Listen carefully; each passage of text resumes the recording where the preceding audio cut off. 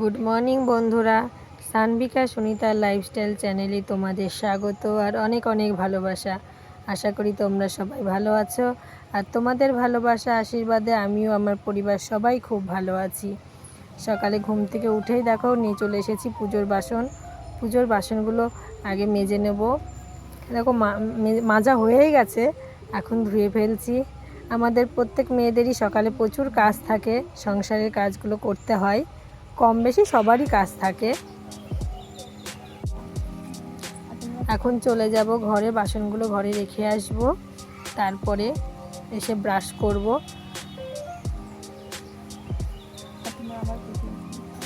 এখন দেখো এখন ব্রাশ করছি।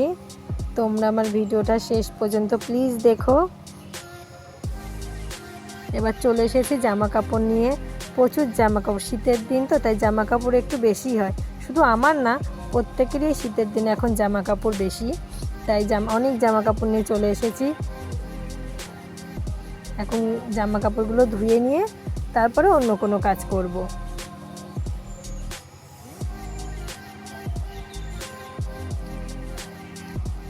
আর যদি বাড়িতে ছোট বাচ্চা থাকে তাহলে তো আর কোনো কথাই নেই, তাহলে জামা কাপড় আরও খুব বেশি হয়। জামা কাপড় ভিজিয়ে নিয়ে দেখো এদিকে চলে এসেছি। দুটো বাটি ছিল তাই সেগুলো ধুয়ে নিই, আর মেয়ের জলের বোতলটাও পরিষ্কার করে নিচ্ছি। এইগুলো ধোয়া হয়ে গেলে তারপর আবার জামা কাপড়গুলো পরিষ্কার করতে বসবো।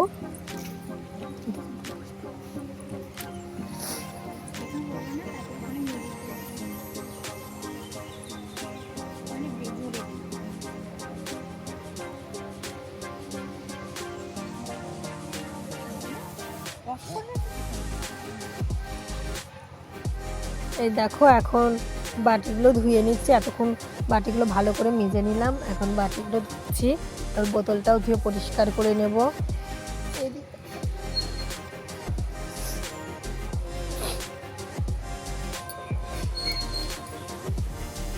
এই কাজগুলো হয়ে গেলে তারপরে জামা কাপড় ধুয়ে নেবো।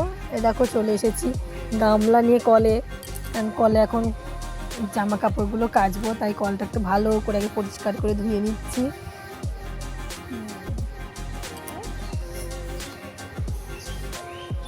শীতের দিন এত জামা কাপড় হয় তো আমাদের খুব বিরক্তও লাগে, এত জামা কাপড় প্রতিদিন কাচাকুচি করা, কিন্তু কোনো উপায় নেই, তবুও আমাদের করতে হয়।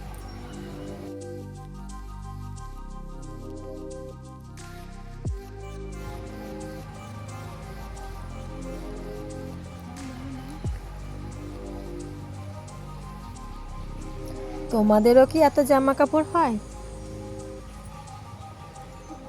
জানি তোমাদেরও হয়, শুধু আমার একার হয় তা নয়। তোমরা হয়তো আমার কথা শুনে ভাববে যে দেখো তো ও জামা কাপড় কাছে তাই বলছে যে জামা কাপড় হয় কি না।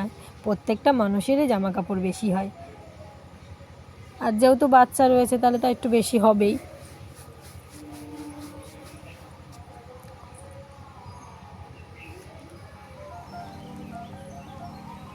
কাচাকুচি হয়ে গেলে তারপরে চলে যাব ছাদে। ছাদে না দিলে জামা কাপড়গুলো শুকাবে না, কারণ শীতের দিন তো বাইরে নিচে তো রোদ লাগেই না, ছাদেই দিতে হবে জামা কাপড় শুকানোর জন্য।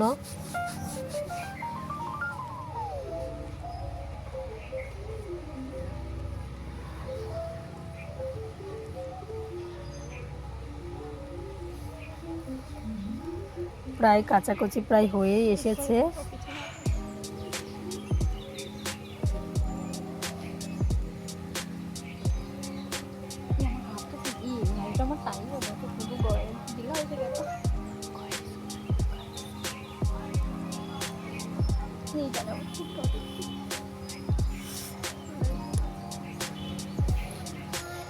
এইগুলো কাজ হয়ে গেলে তারপরে চলে যাব রান্নাঘরে। কাচাকুচি হয়ে গেছে, এগুলো এবার ভালো করে ধুয়ে নিচ্ছি। এখন চলে এসেছি ছাদে, তোমরা দেখতেই পাচ্ছ ছাদে চলে এসেছি। এবার জামা কাপড়গুলো ছাদে মেলে নেব। এই কাজ হয়ে গেলেই তারপরে চলে যাব আমি রান্নাঘরে।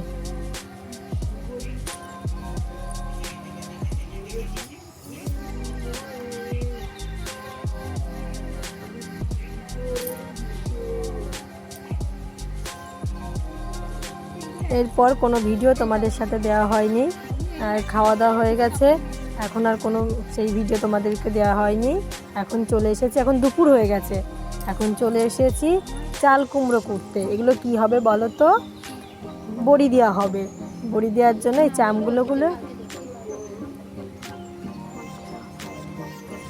তোমরা দেখতেই পাবে এই চাল কুমড়ো দিয়ে কী করবো আমরা।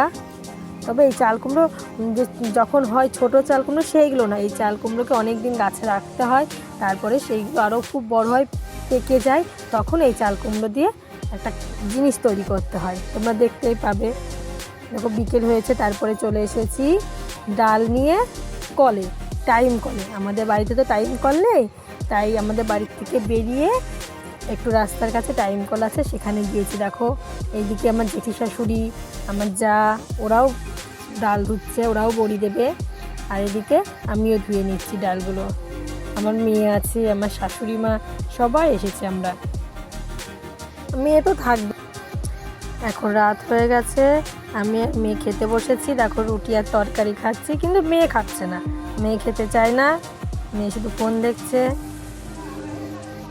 এরপরে আমরা শুয়ে পড়বো। এই দেখো রাতে আমরা ঘরেও চলে এসেছি, এবার ঘুমিয়ে পড়বো। দেখো মেয়ে শুয়ে পড়েছে, কিন্তু মেয়ে ঘুমাবে না, ও যতই শুয়ে পড়ুক ওকেও কিন্তু ঘুমাবে না। তো এখন আর